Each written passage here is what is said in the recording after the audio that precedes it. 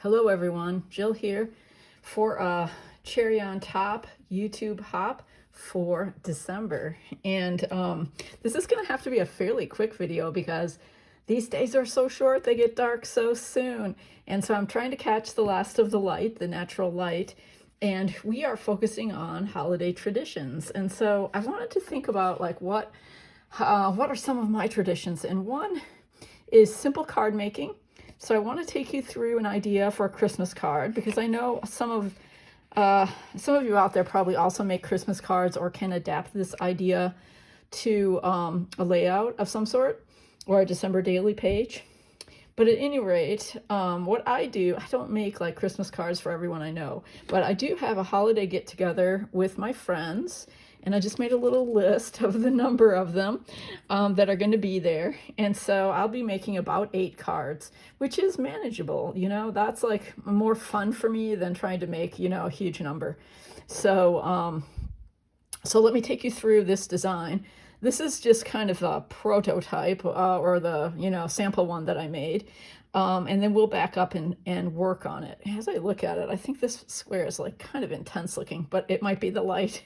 So at any rate, let me tell you through this one what we're going to do, and then I will grab, I believe I feel a little disorganized here.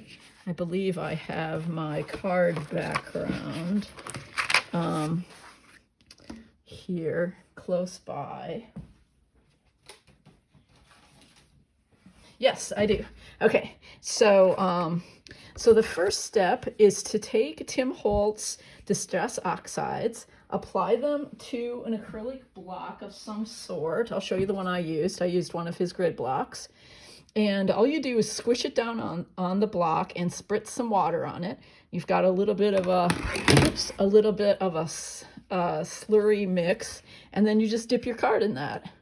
And I chose 3 colors, you know, actually more than 3, but basically the 3 colors are green and a kind of yellowish green and pink. But to get depth, it's a good idea to have kind of a range of those colors, like a couple pinks, a couple greens. So, but I went ahead and did that before the video because it has to dry, and it is now pretty much dry. And then my next step, as you can see, you can probably see I'm going to be doing a little stenciling, because if you look at the card I made, I used a couple Christmas stencils, one from Simple Stories with Trees, one from Tim Holtz with star-like things. And then that way I can use pink and green and keep with my color scheme. And so let's do this quickly before we're in complete darkness here.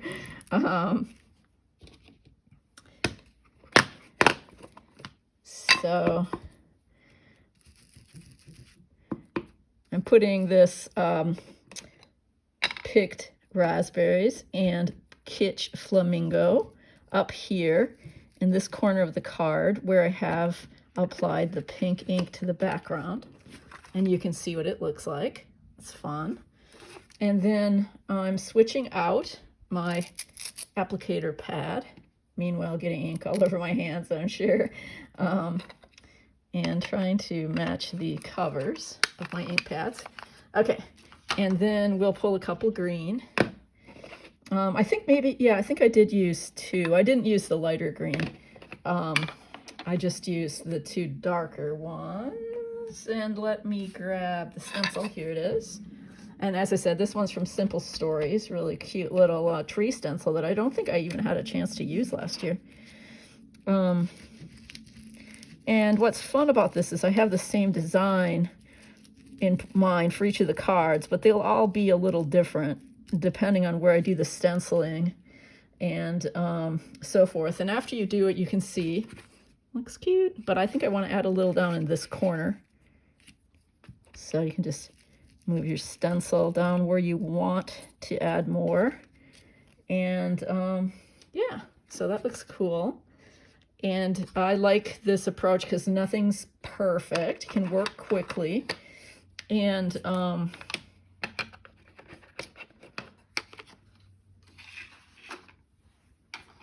next thing that I've been doing is I just grab a square punch, and this is an inch square, but you can use whatever.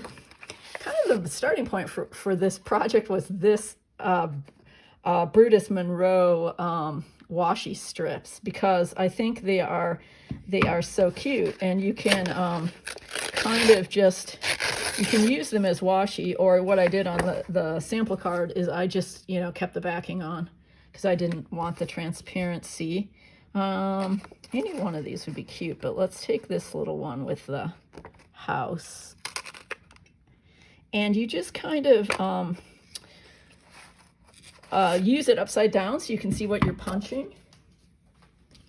And some old scrap paper that has little ornaments on it. And I'm working with 1, 2, 3, 4, 5 of these inch squares. I'll use some of what I used on the last one, which is this kind of purpley pink. And so that gives us, I can feel like this is getting a little bit sticky. That gives us 3. And this is a Vicky Boutin paper that is from an older line of hers. It's one of the specialty papers, so it's a kind of a vellum, which I think is cool. Okay. 1, 2, 3, 4. So one more. Last time I used something dark, and so I might try that again. But as I said, it seemed a bit dark to me. So maybe I'll flip. This is a 49 in market paper. Maybe I'll flip it over and just get this side. Yeah, I hate to like punch into a 12 by 12, but it makes sense for me because I don't usually do too many 12 by 12 holiday pages. Anyway, I might not take time to glue these down, but let's position them. Make sure I'm in the frame here. I might want the darker one, actually. The nice thing about double-sided paper is you can punch it out and then see which side you want to use. This transparent one is usually better on a place where there's a little more white. And I thought I would line them up, but on the last card it just seemed more fun to kind of scatter them around. But you can decide what appeals to you. See, I think this one looks good when it's got some white behind it. So, and then if we wanted to use, there, yeah. Maybe I'll, on this one, go along this side with my squares and do the stamping on the other side. Okay, the stamp that I've been using is from a Tim Holtz set, and it is the one that says Happy Holidays, but I might mix it up because all of the sentiments in the set would be fine for Christmas cards. If you recall, it's from, I think, last year, and it has different sentiments. So, gonna go ahead, just make sure I'm using black archival, kind of make sure that you got it inked up well.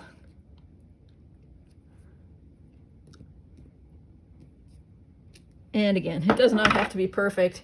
And there you go. I think that's pretty cute. One other idea I had was to use some fibers, ribbon or fibers. I gotta get these off the card, but once I do, I think they'll work well because they're this kind of pink and white and they're a little bit soft. And then just take my card and tie this along the edge here. Sorry, this is so hard to see. I've got to get it so that it's not, so that it comes off of the thing right, and it's kind of stuck right now. Okay, there we go. There we go. And I might not have enough of this for all of the cards, so I might just grab a little bit of other kinds of ribbon or fiber.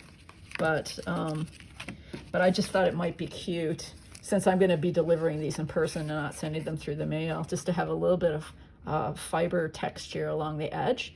And then the other thing is adding a few pink and green sequins. Or you can use some like holiday enamel dots. There's some cute ones out there too, available, or you might have them in your stash. But anyway, that gives you an idea of one of my holiday traditions, which is a small batch card making.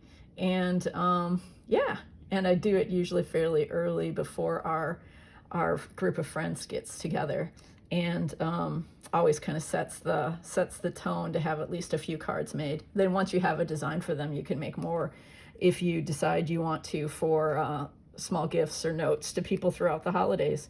Anyway, thank you for joining me, and I hope the light was okay, that you could see everything. Any minute now it's going to be dark, so be sure to hop along to the other videos. There are a lot of really great scrapbook pages I know that capture holiday traditions, and so you can think about what your traditions are and take some inspiration. If you leave notes, comments on all of the videos, you have a chance to win some store credit, as usual, at a cherry on top.